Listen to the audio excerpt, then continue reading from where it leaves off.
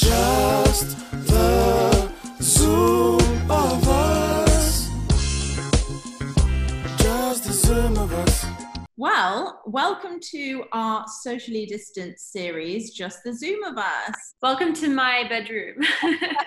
I mean, we are still obviously socially distanced, but things are kind of going back to normal. But what does a kind of typical day in the life of you look like at the moment? I've been so fortunate to work with my mum on our new concept, Mama Rita. So I've been so distracted with that and so busy with that. It's a new food delivery concept. But really, no 2 days are the same because I could be working on that one day. I could be having meetings with my team in London and my team here for all the other fashion and beauty stuff happening in my life. One day I could be in the kitchen just tasting food. So really it hasn't been monotonous at all. I've also been going to Abu Dhabi, to Norai Island, trying to enjoy the water. I just feel that we're so fortunate here in the UAE to have access to so many different activities and beautiful places and good weather. So yeah.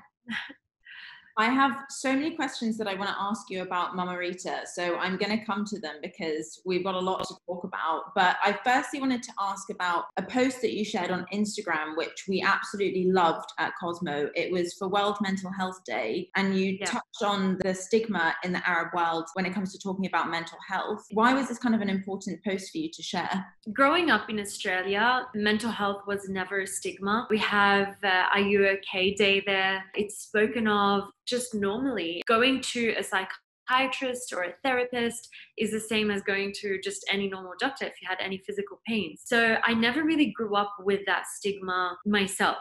But coming from an Arabic family and, you know, living in Dubai, experiencing the Arab world, I have seen how this issue is such a taboo amongst so many young people, especially families, the old school kind of mentality, because it's seen as weak and it's seen as not just weak, but kind of like you're the black sheep of the family if you have any problems. For me, it's to the contrary, because I believe that every single person does have some sort of mental health issues.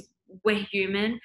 You could be overly empathetic towards a certain cause, or you could be, you know, experiencing things within your own family. You could experience bullying, insecurity. So all these things are kind of mental health issues that should be addressed so that you could work on yourself and, you know, kind of strengthen those areas where, you know, you might think that you're kind of a little bit not so confident. So many of the world's problems can be resolved if we just tackle our own mental health. Speaking of your own mental health, I feel like especially on Instagram, your page was like a place of kind of positivity and happiness and light, especially this year when people kind of needed that the most. Are there kind of any mindfulness routines that you practice or any things that you do every day to kind of take care of your own mental health? I personally read a lot. I find that helps me whenever I read. So there are a couple of psychologists that I follow on Instagram. I did share them on Insta stories once. I find it so therapeutic when I read and I associate with a certain problem and I see that, one, I'm not alone, and two, there are ways to overcome or combat whatever said problem that I have. And I think that's the most important thing, because people who are going through mental health issues sometimes believe that they're on their own. Other times they believe they may be unfixable or untreatable, but it's nothing to be ashamed of. And sometimes it could take a couple of sessions with someone or a couple of readings to just get yourself on track. So that's one of the things I do. The other thing is I try to speak to a lot of people. I think having a good circle and having a strong base and a good support system is very important. A lot of the times we have mental health issues just because we're lacking love and affection and a strong support around us. So I think once you identify that and you know that these are the people who they could be a sounding board. Sometimes people don't even have to say anything. You just need to talk and they need to listen. That's really important. So I have those people in my life, their friends, their family. If I'm feeling down and I need to talk to a friend, then I'll do it right away. I don't keep things inside me. And I totally agree with you about reading, because I think, for kind of just educating yourself and listening to other people's stories and reading about them, But also I just find books a great way of escapism as well, that don't make you, it's not like social media escapism where you can end up going down a wormhole and feeling worse about yourself afterwards. So yeah, totally agree with you. Well, social media, sorry to interrupt, but social media is a wormhole. And I mean, I find myself sometimes for like a couple of hours lost, from one video to another. And it is this kind of hole that you need to consciously make sure you're not falling into. But at the same time, I believe that social media is a great source of positivity. I am positive on my page, but at the same time, I feel like I am realistic. If I'm having a bad day, people do notice. It's not like I delve into my problems and just lay them out openly if they're happening. But for example, when we were launching Mama Rita,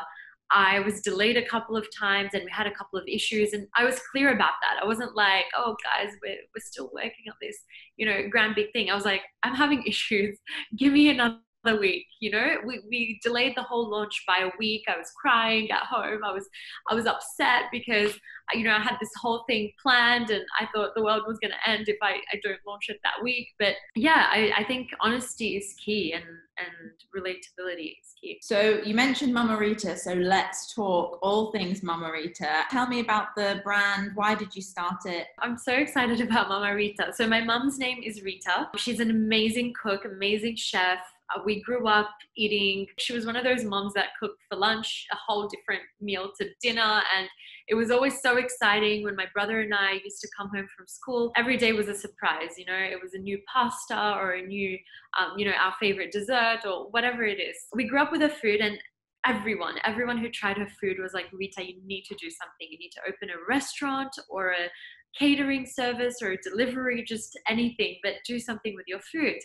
And my mom is a very sweet lady. She's extremely talented, but she was focused on being a mother. So she was focused on, raising us. We were an immigrant family in Australia. So we didn't have the amenities or the help that, people have in the Middle East. So my mom raised us, my mom cooked for us, my mom did everything. So she had to give up her career. She studied nursing.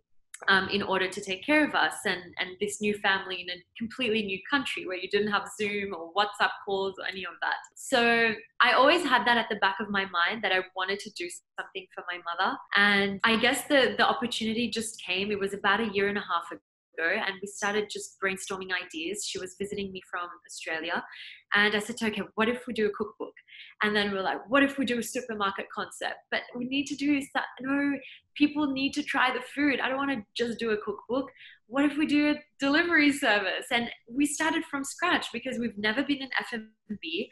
You have major players out there who have, years of experience ahead of me, but being the perfectionist that I am, I guess I put my business hat on, my entrepreneurial hat on. I did market research, spoke to so many people, got the best people on our team to just, help us do this, did the branding, did the concept, found the kitchen, found our partners, and launched Mama Rita, which is a home delivery service in Dubai and soon all of the UAE. They said at the beginning of lockdown that some of the best businesses are going to be born this year because people have had that time to kind of really work and plan something. But what's it like working with your mum? What's the best thing and what's the most challenging thing? It's amazing to see her vision come to life, and to see her name on this business is amazing. And just knowing that people are truly enjoying her food and loving it and feeling like she could kind of fill that gap of the mother, because there are a lot of single people in Dubai. There are a lot of families who don't have time to cook. So that has been one of the positives in our relationship, is just seeing her be so proud that finally she has her baby out in the world. Were you worried about launching a new food business during lockdown? Because obviously a lot of F&B places kind of shut down this year. Was that something that you guys were apprehensive about? It's really unfortunate that so many F&B places did shut down. A lot of brick and mortar places, restaurants with physical premises, and it's really terrible. So many people have been furloughed, so many people have lost their jobs and businesses, and my heart is truly with them. It's a terrible thing to go through, and I know that COVID has affected a lot of people negatively. When I decided to launch this, we wanted to cater for a gap in the market, which was that homey feel that we didn't feel like it existed in the market. Even though the F&B industry is a very saturated industry, for every square kilometer you have thousands and thousands and thousands of restaurants and concepts popping up. But we didn't want to be like the others. We just wanted to have a concept that has a face to it, which a lot of concepts don't. So we're the only concept that really truly has a face behind it. You know exactly who the owner is and the chef is and the story. There's such depth and history to it. And also we decided to do just a delivery service and not a brick and mortar place, because one, we saw the perils and the downfalls of those businesses. And two, we wanted to encourage people to stay home. We knew that, you know, there were lockdowns out there and people just wanted to feel cozy and homey, you know, indoors. So we didn't want to open a pop-up or something to encourage people to come out. We wanted to abide by the laws that were going on, the lockdowns that were happening. So I think it's very important whenever you're opening a business to look at culturally and socially and, you know, time-wise and politically what's happening in this climate of the world, and launch this business while taking all these things into consideration and not just blindly opening an F&B business. And I think this is what's contributed to our success. I feel like we did a good job